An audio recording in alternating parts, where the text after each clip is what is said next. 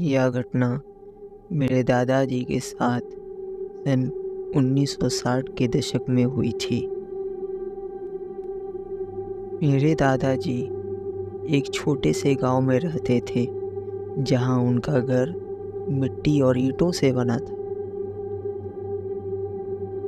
उनके घर के सामने एक और घर बंद रहता था। उस घर में एक विधवा महिला रहती थी, जो शायद ही कभी गांव के किसी और व्यक्ति से बात करती थी।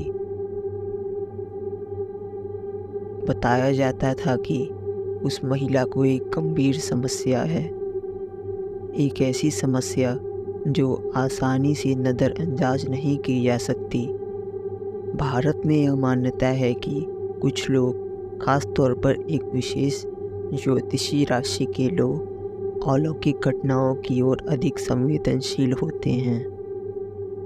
वह महिला भी उन्हीं में से ही एक थी। हर रात उस महिला पर जैसे कुछ सवार हो जाता और उसके घर से असहनीय चीखें सुनाई देती, दर्द से भरी। कोई नहीं जानता कि अंदर क्या होता था। एक रात चीखें और भी भयावह हो गईं। दोपहरी आवाज़ें सुनाई दे रही थी, साथ में गड़गड़ाने और तीखी चीखने की आवाज़ें भी थी। गांव वालों ने साहस जुटाया और तय किया कि अंदर जाकर देखना उचित होगा। बिजली तो थी नहीं उस समय, इसलिए वे मशाल जलाकर उस घर की ओर बढ़ गए। कुछ कोशिशों के बाद दरवाज़ा टूटा, लेकिन जैसे ही दरवाज़ा खुला, चीखें एकदम से बंद हो गई। उस रात मेरे दादाजी उस भीड़ के नेतृत्व में थे। उन्होंने धीरे धीरे मशाल ऊंची की और अंदर कदम रखने लगे। मशाल की रोशनी बस उतनी ही जगह दिख रही थी जहां कदम रखा जा सके। तभी उन्हीं कोने में से एक अजीब आवाज़ सुनाई दी, एक चुभने वाली, गड़गड़ाने वाली और भयावह आवाज़। वे सब ठहर गए। दादाजी ने मशाल धीरे धीरे उस आवाज़ की ओर घुमाई और देखा, एक महिला कोने में बैठी थी। उसके कपड़े खून में सने हुए थे, बाल बिखरे हुए। एक तीखी गंध पूरे कमरे में फैली थी। वह एक मुर्गी का कच्चा मांस चबा रही थी, जिसके खून और आंतों से उसका मुंह भर गया था।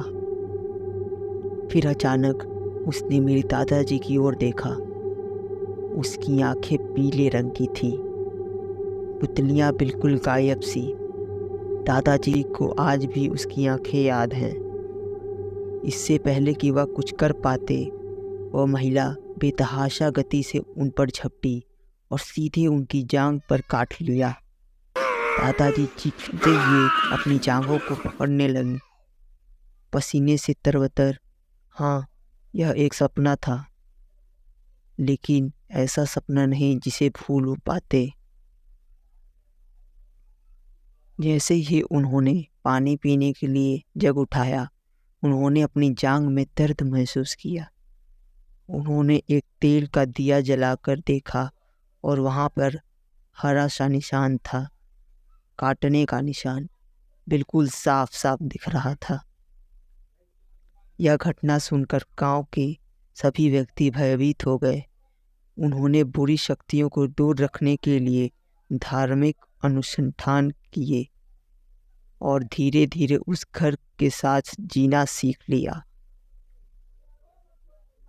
कुछ समय बाद चीखें बंद हो गईं और उस महिला की मृत्यु हो गई। अधिकारियों ने उसके शरीर को घर से बाहर निकाला, जो खुद बुरी तरीके से घायल हो चुकी थी। घर को जला दिया गया और परंपरागत अनुष्ठानों द्वारा आत्माओं को शांत किया गया। इस घटना को याद करने से मेरे दादाजी की आज भी रूहें कांप जाती हैं, खासकर उसकी आंखों को याद करते हुए